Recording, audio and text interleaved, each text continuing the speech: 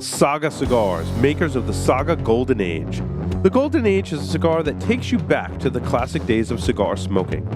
Through the 6 generations of experience by the Reyes family, the Saga Golden Age delivers a timeless blend that uses the nobility of the tobacco to bring you the perfect balance of power and flavor. It narrates better than words the history of a family's tradition in tobacco, delivering a cigar much like the ones they used to smoke in the times of Hemingway. Saga Golden Age is a full-bodied, full-flavored Dominican Puro. With tobaccos from one farm, the blend features a Corojo 2006 wrapper and filler from original Cuban seeds grown in the Dominican Republic. Available in 4 sizes at an affordable price, the Saga Golden Age is sure to please and take you back on a journey to yesteryear. By Rocky Patel Premium Cigars, the sun-grown Maduro is hand-rolled at Rocky Patel's boutique factory in Esteli, Nicaragua. This triple-capped, hand-bunched, and hand-rolled cigar is accompanied by a gorgeous broadleaf wrapper. Well-balanced, rich, and decadent, it truly is a great addition to any humidor and worthy of bearing the long-respected sun-grown name. For more information, visit them on the web at rockypatel.com and be sure to follow Rocky Patel Premium Cigars on Twitter, Facebook, and Instagram. Welcome back, everyone, to the Stogie Geeks show. Well, I'm still working on my Protocol Lancero. In fact, it was kind of funny. I actually lit up 2 of them during the segment. I smoked them back to back, essentially. Wow. For this segment. We haven't done that. That's how much I like this cigar. I was really, like I said, a lot of us were pretty impressed with the Protocol when it came out. And when the Lancero came out, I did think it took that blend to another level. And a lot of people agreed with me when that happened, which isn't, not saying that always happens, but that's been like I said, that was the consensus. These guys knew they had something good with that Lancero. I think Juan was right on with it. Because I really enjoyed it. I think it just clicked with that size. We've been talking about football in the chat room a little bit. I'm wearing my Tom Brady jersey, which is always controversial. I wouldn't say not as much controversial as it is like discussion provoking. And people feel very strongly about sports, and I get it. To switch to kind of baseball, like I'm all in with the Cubs, dude. I don't know. Riley would probably correct me here and have some more insight, but correct me if I'm wrong. The Cubs winning a World Series, something that hasn't happened since 1908. I was going to say 20s or 30s, but it's 1908. And Indians haven't won since 1948. Thank you, Riley. And those are the 2 teams. If you look at the teams in the 4 major sports, the Cubs have the longest drought of a championship, and the Indians have the 3rd longest drought. Now in baseball, they're the top 2, but in baseball, though, are there teams that haven't won a World Series at all? Yeah, there's the Texas Rangers and Houston Astros, Mariners and the Brewers. Says Riley. Thank you very much for your and then some of the expansion teams like the Rays haven't won it. On the Rockies. So if you exclude the teams that haven't won it, the Cubs are the franchise with the longest stretch of not winning a World Series, correct? Yeah, and they were the longest, I think, of making a championship, too. You got to go back to 45, the last time they played in the World Series. Wow. And they had it was 1908 when they won it. I mean, and you just think about that. This is something that's, look, this World Series is going to be like a once-in-a-lifetime thing. Yeah. You have these 2 teams, it will never happen again. One of them is going to... I mean, I don't follow baseball that closely, but I know that I'm excited when the Cubs are in the World Series because as a Red Sox fan, for a couple of different reasons, I kind of identify with the Cubs because I know like going a really long time between winning a World Series is a big deal. The same thing with the Patriots, like going a really long time before, even getting to the Super Bowl is a really big deal. And then... But also, what's interesting, I was listening to the radio today, Will, a lot of and Riley's going to chime in here, I know, a lot of Red Sox players and management are now involved with the Cubs. About a dozen. That's pretty staggering. Who's Theo Epstein. Theo Epstein is the most notable managerial.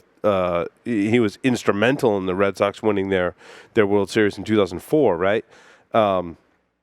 And there's a lot of other players that have, kind of made the transition. But also, was it Frank Cohn is the coach of the Cleveland, right?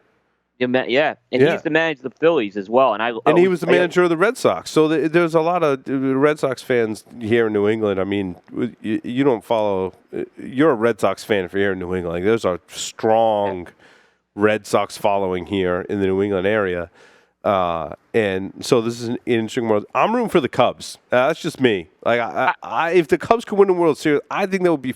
I couldn't wait. Like, even though I'm like a diehard Red Sox fan, if I had to pick one other team to win the World Series, like, it would be the Cubs, because I identify with them for having gone that long stretch without winning. So I don't know. That's just me. I don't have a rooting interest either way. I really like the Cleveland Indians' chances if they get back to Cleveland for Game 6 or 7. And I think that's a big if. I think Chicago, I think, is going to have to close this thing out in 5 games, maybe 6. But I like Francona in Game 7 a lot. The Indians are an interesting team for me for baseball, because I grew up in a time where the movie Major League was like, that was like the movie, right?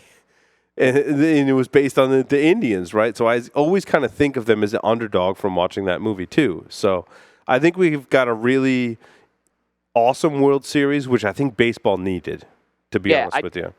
I mean, this is when Phillies played Yankees in 2009. I mean, that was probably the last World Series I had a great interest in until this one. This one, I think, is going to capture a lot of attention. No, I agree. Maybe people lost interest in baseball. I think it was tailor-made for the network. Yep. The only bad thing is that Joe Buck is calling the World Series, and I believe he should not be allowed to broadcast any games anymore. Oh, really? And he's always is he like the Phil Simms of baseball announcing? And I have to say, I've come around to the whole Phil Simms thing. I'm a huge fan, and we're transitioning to football with my first cigar here. I'm a huge fan of the Inside the NFL show. Right? So that's Phil Simms. It's the wide receiver for the Cowboys, Michael, what's his face? Michael Irvin. Michael Irvin. Who I like his commentary. I mean, he's kind of like, he's a cigar guy too. He's loud and outspoken, Will, and he's a cigar guy, which is great. Now he just upped my ante on Michael Irvin, but like his commentary is very good. Is he on this year? Yeah, he's on the Inside the NFL, and it's who was the other quarterback on there? Boomer Esiason. Boomer. Let me tell you, Boomer is not just Boomer is the morning host in WFN in New York. He is a all-round sports guy. This guy, he knows all the sports. Boomer's the man. His insights are great. And who did Boomer play for? Was it the who did he play for? He played for the Bengals. The Bengals, Jets, thank you. And the Cardinals. Yeah, gotcha. But the Bengals is where he spent most of his time. Yeah. And then there's who's the NFL player that's on there today? He plays in the NFL today. He's a host on the show. Brandon Marshall. And who does he play for? That's what he plays for the Jets. Yeah, he plays for the Jets. His insight is actually, I mean, as much as I'm not a Jets fan, but his insight is really good too. I like the show. I think they give a really good, and now it's the one NFL sports show, Will, that I watch on a regular basis. I met James Brown in person once too, who's the main host, and he's a super nice guy. I was on an Amtrak train. He's huge. He's a big guy. He doesn't look like a big guy compared to those football players, but he's big, and he was with his wife, and they couldn't have been nicer. I mean, he was really a great guy. So the first cigar, now that we've kind of set this up, that admitted to the sports shows that I like to watch inside NFL, I think is great. The Ditka Throwback. This is the 2016 release. Comes in one size. I think it's a 6x52. Will. The Ditka Throwback is actually. Is it the one in the coffin? Is it the brand new Ditka Throwback? It is not in a coffin. It's 2016 release. It's a black and gold kind of band. Brand new release. You announced it on your website, cigar-coop.com. Game Day. Game Day. Is that what it's called, the Game Day? No, I got that wrong again. You had it correct. It's just called the Ditka Throwback 2016. It is the Throwback 16. Yes, you are correct. This is a great cigar, Will. I mean, this is probably, I would say, at least a 5er. I think with age, is probably going to upgrade itself to a box split, in my opinion. What's the wrapper on this one, Will? I don't have the information. The wrapper, so basically for folks who don't know, they use a lot. It's basically an extension of Camacho. So they're using Ecuadorian Habano 2000. Mm-hmm. They're using the original Corojo, which is a staple of Camacho, for the binder. And then the filler is a combination of Honduran, Criollo, and Corojo. It's got some Condega from Nicaragua, and it's got some Pelo de Oro from the Dominican Republic. So it's kind of hitting all those, hitting the four major tobacco countries. It's a four great major blend. tobacco countries. Yeah. I don't know if you smoked it. Have you smoked this one yet, Will? I have it. I haven't smoked, but I do have the cigar. It's a great cigar. It's a great. I'm telling you, it's fiver, and it's on the cusp of box split for me. It was a great cigar to smoke. Like I was smoking it, I'm like, you kind of think like, with the football themed or whatever kind of sports themed cigars, or like it's kind of gimmicky, but you're like, when you smoke it, I guarantee the Stogie Geeks listeners out there are going to be like, wow, like this is a really good cigar. And I'm pretty confident in my recommendation to go try this one and buy a few at least to see if you like it. And I think if you like it, you're going to want to at least split a box with your friends because it's that good of a blend. Like they did a fantastic job blending this cigar. Great flavors, a little bit of earthy, a little bit of spicy to kind of balance it out. I really liked it, Will. Yeah, most of the Dickers have been pretty good. I think they have. They made it's hard to get it, but the original one they made was called The Player, and it was a coffin one, and it was a Connecticut shade, and it was fantastic. Is what I'll do. That one was very limited. The early Ditkers were extremely limited, but that one, if folks can, you should try to find that Connecticut. I don't have any more of them, but that is a really good Connecticut shade cigar they did in that coffin. Of the, I haven't smoked that one, but of all the Dicka releases I've smoked, I like this one the best so far, I think. I now have to light mine up, but I do have it. Yeah, it's good. I want to see you reviewing this one, Will. Yep. I definitely will check that out. Awesome. Back to you. So I'm not going to talk about the cigar yet, only because I haven't smoked it, right? But so the Avo Classic Covers 4 came out. Mm-hmm. And there's a reason why I'm going with this. So Classic Covers 4 just hit the stores. I picked one up, and it's based, so these classic covers, what they do with Avo is they base it on the original Avo, some of the core Avo blends. So they did one off the Classic, one off the XO, and one off the Heritage. So now they've come and did one off the Domain. And what I started thinking is I haven't lit up the Domain in a long time. I need to kind of smoke a few of these Domains before I kind of go review. From what I remember, Will, it was really grassy. Like, I mean, it had that herbal grassy note that was very, very prevalent in the Domain. I mean, even so much so that it's not one of my staples, to be honest with you. I tell you what, it's bolder. All right, so it's probably of the regular releases, minus the Nicaraguans, it's probably the boldest one.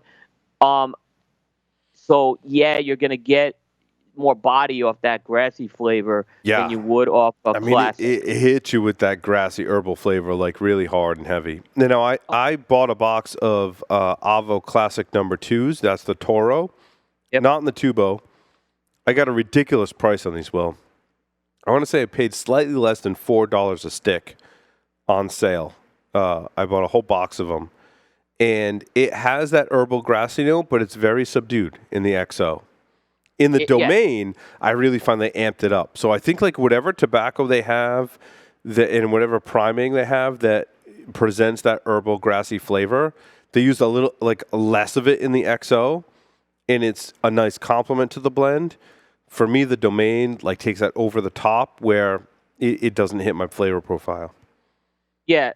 Here's the thing, though. So this Domain is part of the repackaged ones, and they've been at this. I know they've been at the shop I go to, Union Cigar, since they were released. Right. I don't think they've reordered this cigar yet. Right. I spoke to 6x54. Right. It's an all Dominican blend with an Ecuadorian sun-grown wrapper. So yes, I got that grassy, and it's stronger. It's there. But it lets you know that it's there. But there was a sweetness. It was subtle. Yeah. In the background, which I don't remember getting off some of those older Domains. It's an interesting cigar. I think if you want the Avo flavor or the Avo profile, but more boldness, this is a cigar to go to. I gave it a 5 as well, but I would say if you're someone who doesn't want to go Avo, because it's not, it's too mild, and that's what I hear a lot. The Domain kind of is one maybe you want to give a try to. I don't like I said, there was some sweetness off this, which I was surprised. I don't ever remember getting it off of it. But definitely, I think it's the forgotten about of all the Avo lines right now. I think that's the one that gets least talked about. Yeah, I think the Domain's a pretty polarizing kind of cigar. Yep. Yeah, I would agree. It's kind of like I said.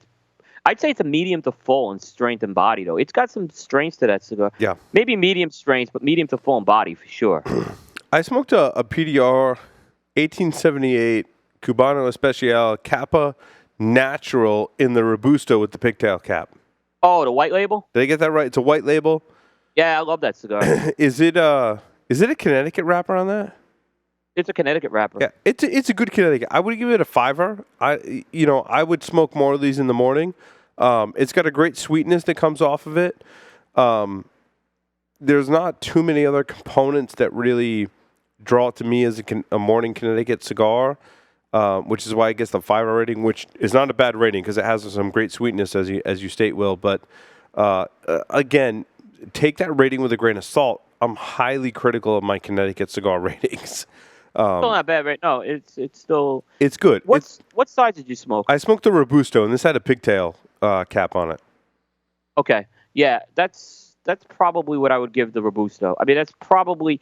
It's not a bad line, actually. I think it's good. It's good. It's a good. What is it better? Does it get more than a 5 rating in some of the other sizes? Will, I know you reviewed a couple of the other sizes on your site. I think it's about a 5. Okay. I think it's about a 5. I'd say it's about a 5. Yeah. Yeah, I mean, the bigger ring gauge didn't really do it for me. That would be more of a try one, but I don't. When a Connecticut, I have a lot of trouble Connecticut's when you get into the big ring gauges in general. No, I agree.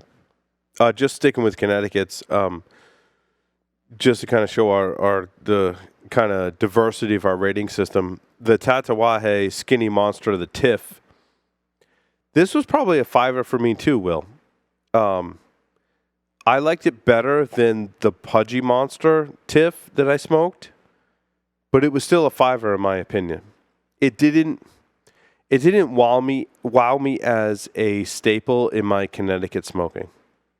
Interesting. Which so I don't know. I'm probably getting like really old and curmudgeon-y when it comes to my Connecticut smoking in the morning, and this one was good. Don't get me wrong; it was a good cigar. And it had some great sweetness, like the PDR did as well. But it just didn't completely come together to really like. In other words, I smoked this and I'm like, I wouldn't go buy a whole box of these. I think that's a testament to our rating system too, right? Because there are Connecticut's that I smoke in the morning, which I do go buy boxes of, and I've told you in previous episodes exactly which ones those are.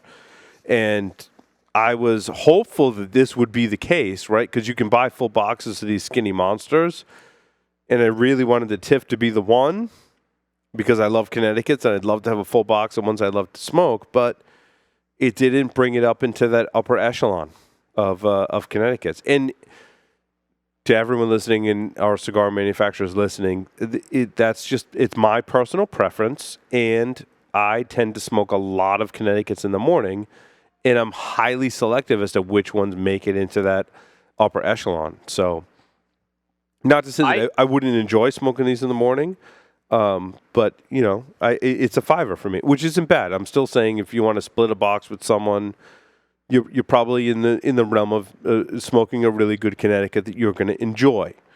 For me, the Connecticut snob, it was a 5. Now, I had the skinny TIFF as a try one. I wasn't wowed by it. I actually had the Pudgy as a 5. So, but I wasn't wowed by that skinny TIFF at all. Now I did smoke a Skinny Monster this week, and it was the skinny face. And that one was good. Was that your favorite one so far? It's probably my second favorite one. I think the Mummy's a little bit of an edge right now. Interesting. Okay. But here's the thing about this. There's a couple of observations about this cigar. So first of all, what's kind of disappointing is it doesn't have the little cutout Leatherface kind of. You use that. Oh yeah. Oh really? It doesn't. Interesting. Okay. So they put a traditional band on it, and I guess because it's so tiny, it's so thin. Yeah, that would be too tedious. It would drive up the cost so much. It would. Yeah, I agree. Yeah. But let me tell you, so I've liked all those face iterations. I've liked the Pudgy, the little, and the full. The face is just a great blend, dude. This one, yeah, this one's a great blend, but there's a big difference with this one. And I've talked to some other people. This one has some firepower. This had some strength to it. It's an amped up face. Oh my goodness, it's an amped up face. It's stronger. I mean, this is full strength, full body. This is the strongest. Wow. Yeah, I mean, this one you felt it. It was and I'm talking to other people. They agreed with me that this was just a stronger blend. I liked everything it brought to the table. The draw was a little tight on it. I like a little resistance, but it was starting to cross that threshold of resistance. I gave it a box worthy though. I mean, it's only that and the Mummy were the only two I've given a box worthy of these skinnies. I've reviewed 8 out of 10 of them. I still have to do Frank and Drac. But this one, I mean, I think of all the monsters, this one's going to surprise people. And it has all the flavors of that face. So it's not going to be a farm, but in terms of the strength and body, it was really amped up on this one. I think at least one of these Tatuaje skinny monsters is going to be box worthy. I look at them. I think when you get to some of the older ones, okay. Yeah, I think the Frank could be the one. I think we need to come up with at the end of the year, we need to set a goal for ourselves to come up with a recommendation for our listeners. Maybe unanimously what you and I think should be your box pick. Of that. Yeah. Because I want to buy a box. I mean, these are all awesome blends in their own right. And the opportunity to buy a box of one of these blends in a skinny monster, I think we owe it to our listeners to have a recommendation. Yeah. I mean, how many have you gone through so far? Do you know how many you've gone through? Nah. Well, if the first time it was released, I think I went through almost all of them, and I'm working my way through a second box of them. So. Okay. Yeah. I've been kind of going 2 boxes, 2 at a time. Yeah. So I'm kind of going. So differently. Yeah. But so we'll each have smoked at least 2 of them before the end of the year. I'll make that a note for myself to do that. Will. Yeah, I think that will be pretty good. Because I think when you get to some of the older ones, as you work your way into the Mummy and older, those are going to be much. The newer ones were not as good. I think the Jekyll was really the only one that stood out of the newer ones. Yeah. But when you get to those older ones, I think you'll see that it starts to turn a bit. I agree. I did some Davidoff Yamasa smoking, Will. And you haven't smoked these since the show. Is that true? I have smoked I've smoked a few of the pyramids since the show. Yeah. And you like those? You like those a lot. I like the pyramid a lot. I think it's my favorite of the sizes. So I smoked the ones that you sent me. I sent you the star pack. Yeah. Yeah. So it had one of each. So I smoked only one of the petites. Mosquito or bee or something, or fly. Wow, flies are a regular occurrence here in the studio, Will. Wow, yeah. We kill a lot of flies in here. Yeah. Sorry about that. So I smoked a Torpedo, a Toro, and a Robusto in the Yamasa blend. So that's the pyramid. Yeah, that's the pyramid, the Torpedo. The pyramid, rather. And I have to say that the Robusto is by far my favorite. Now, that is a minority pick for most people, but I have to go. The Robusto's, I haven't smoked. I've only smoked it once. So, yeah, I need to smoke that one again. So this is my second. I smoked, when you sent me the, Davidoff gave us the samples from the show. Right. And I think I smoked through all of the sizes on the show. I mean, you might not have sent me the Torpedo, I think. If not, we'll have to get you one. But So I smoked another, and the Torpedo was good. My pick in this, the reason why I want to spend a little bit of time on this blend and not review it just individually is because I think it's such an awesome blend. I think Davidoff did a fantastic job. However, after smoking every single one of this size, almost 2 of every size, the petite maybe 1, but the Torpedo, the Toro, and the Robusto, I smoked 2 of each one of those. Right now, as it stands for me, the Robusto stands out as the clear winner, in my opinion. And not that the Toro, not that any of them are bad. I think they're all at least 5 or a box split. But I think when you get to the Robusto, that's a box purchase for me in the Davidoff Yamasa. And I think it's one of the best blends that come out of Davidoff. I think it's a testament to where they've been going in their diversification of their line, Will.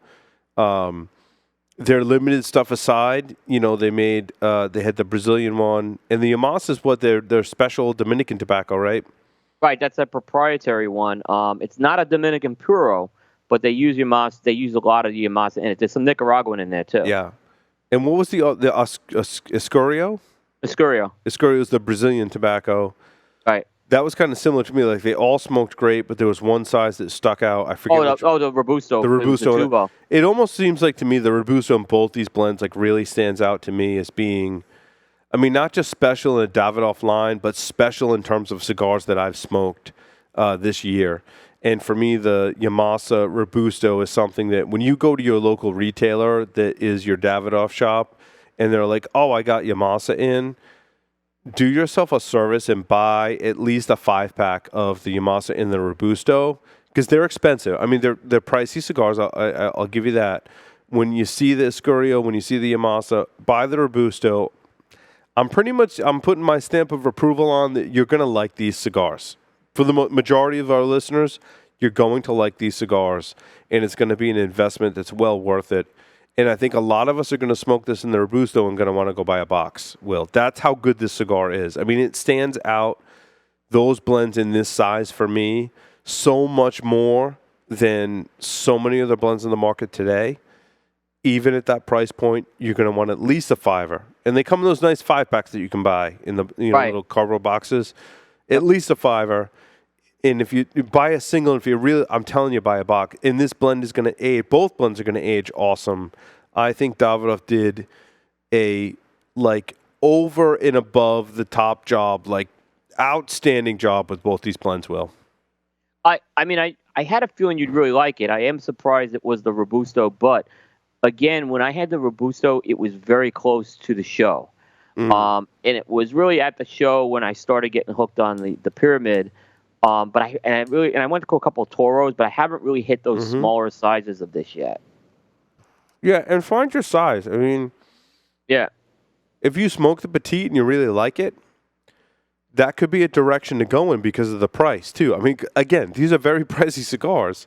Yeah. So if you find yourself really liking the petite, go for it. Buy a $5 box of the petite, and if that's your size, you're going to save a little bit of money going with that size. And they're all very, I mean, you get a lot of smoking experience out of even the petite in this blend. My whole thing, in Davidoff, I mean, there's no other reason for me to say it other than the fact that I've smoked them and experienced these cigars. Like, these are just fantastic blends. We smoke a lot of different blends here on the show. Davidoff did an impeccable job coming up with both these blends. And the Yamasa is even the Nicaragua box press, which I had on my list, Will. I told you I did some Davidoff smoking. Right. I smoked the Toro again. I still like the Robusto. I don't know. I kind of go back and forth on the Toro Robusto. I smoked the Toro. I think the Robusto might be a little better. I don't know. I'm still kind of on the fence. That's a great. You got to try it. Buy one of each. You got to try that Nicaragua in the box press.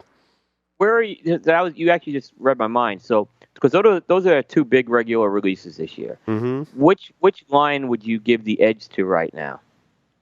So between Yamasa, Escurio, and Nicaragua box press, my favorite is that Yamasa Robusto right now. Okay. And I smoked one in.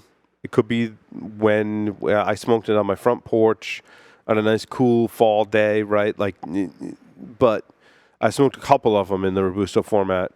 That Yamasa Robusto is phenomenal. Phenomenal smoke. That has my pick right now. I'm giving a little edge to the Nicaraguans, and I go back and forth with the Toro and the Robusto too. I'd probably say, my gun to my head, the Toro. But it's close. It's one of those this year that they had two great regular releases. They did come out. Now the one that I think trumps them all is the Chef's Edition. I haven't smoked that one. The Chef's Edition is it's in that upper echelon, like we're talking art edition kind of. It's an expensive cigar. That golf edition. I saw one of those original golf editions at the retailer for $300 and change, and I almost bought another one because of the way those things are smoking right now.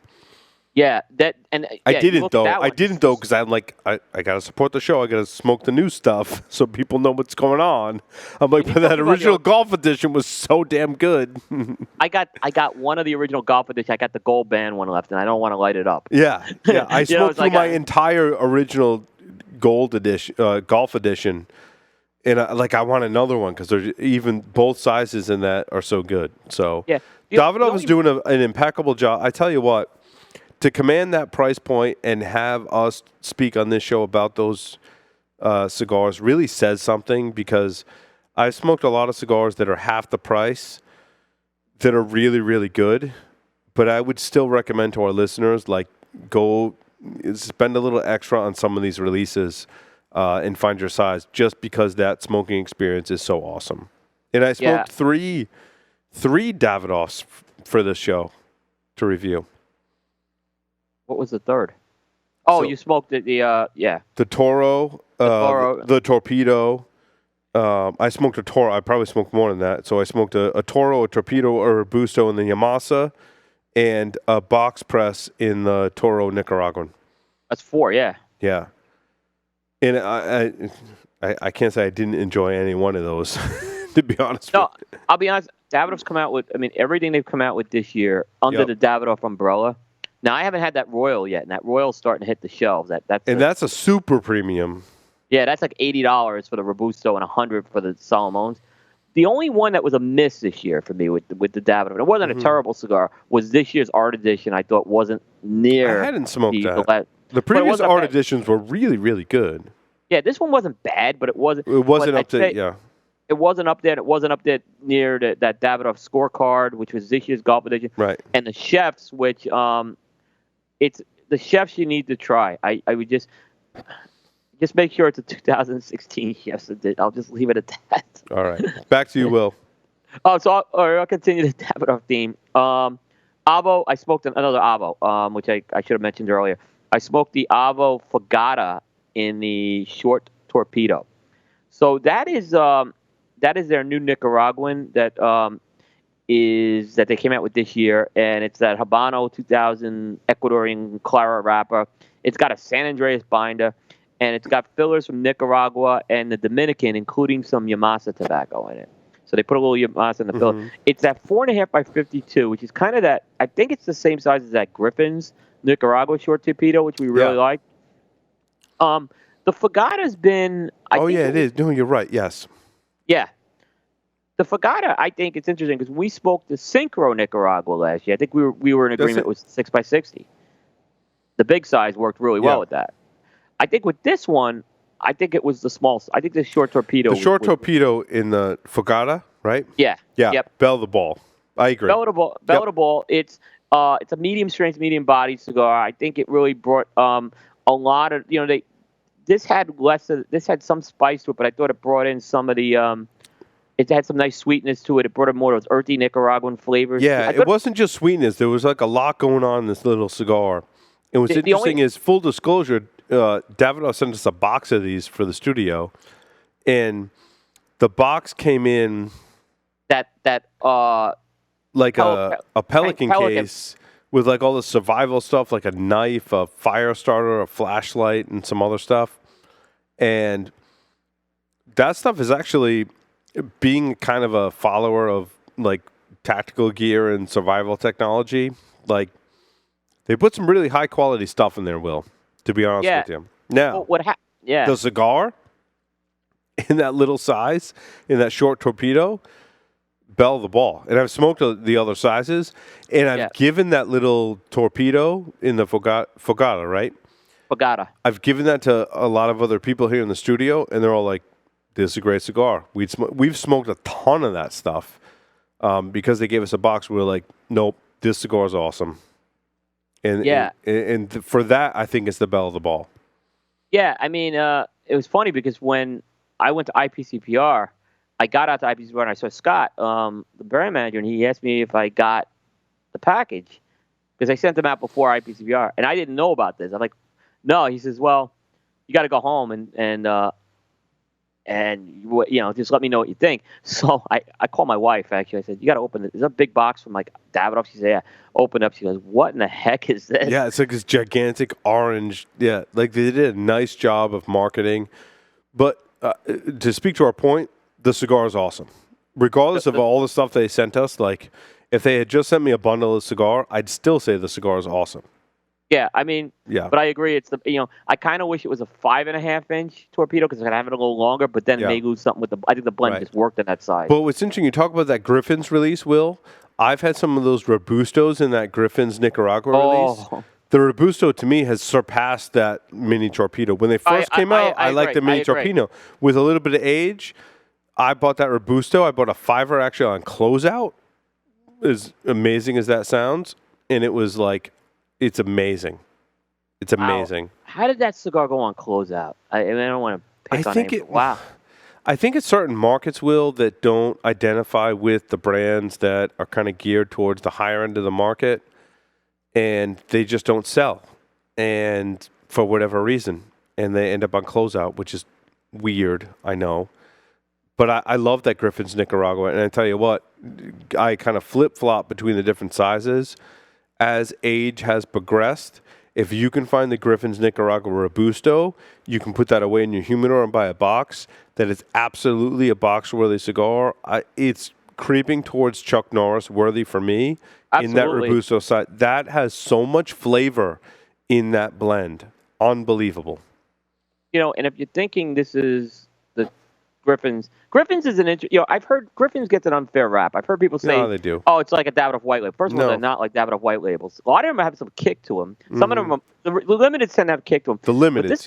But this Nicaragua, I mean, you can still smoke it in the morning, but there's a lot of flavor and a lot of body to that cigar, Will. I would put this. I mean, I would put this up against Davidoff Nicaragua. I would. No, I absolutely would put this up against it. They did a really good job with that blend, and I think that cigar with a little push could take off in the U.S. too. I know it was released to Europe first, but yeah. We're running a little short on time, Will. I wanted to mention one more cigar. That's fine. It was Boss's Day. This is a funny story. This is why I'm picking this cigar to review, because it was Boss's Day. And my awesome employees were like, hey, we want to buy you a cigar. We want to go to our bar here and have a drink and have a cigar. And I'm like, that's really nice of you. I don't want to break the bank. So I'm like, I want to smoke a Padron. I haven't smoked a Padron in a while. I'm like, let me get I think the cigar retails for around $11. It's the Padron 1964 Anniversario, the Principe. It's like a Petite Corona. Oh, that's a great cigar, yeah. $11 cigar. In the natural wrapper is what I chose, Will. Oh, my God. If this cigar isn't box-worthy, I don't know what is. I could smoke one of these. It just has that like little bit of cedar note to it, a little bit of sweetness. Just the whole blend comes together for $11. I'd smoke it all day long. All day long. I agree. That's a great blend. Like whenever someone wants something that they want to buy from me or trade or whatever, I'm like, go buy me like a couple of those cigars, like whatever they're worth. And I bought a bunch of vape liquids because vape has been kind of on the downswing in my opinion. And I collected a ton of vape liquids over the years. And I'm like, yeah, take a couple of those bottles and I'm like, go buy me some of those cigars. So I'm like trading in some of my vape, like some of them. For cigars. And this 64 natural in the Principe size, off the charts, Will. It's a Petite Corona. Oh. I agree. The natural is the one to go with that cigar. I mean, the Maduro is good, too. I don't know. I like the natural. I think it has a certain spark to it, a certain character to it that I like. So that was I would say these are box worthy. I would buy a box of these in a heartbeat, Will.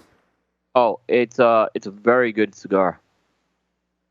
And it's not a mistake that Padron is where they are, because I could totally see the Stogie Geeks in us, like going back and smoking one of these cigars or smoking one of these cigars and going, you know what? I want to buy a box of those. You know what I mean? Yep.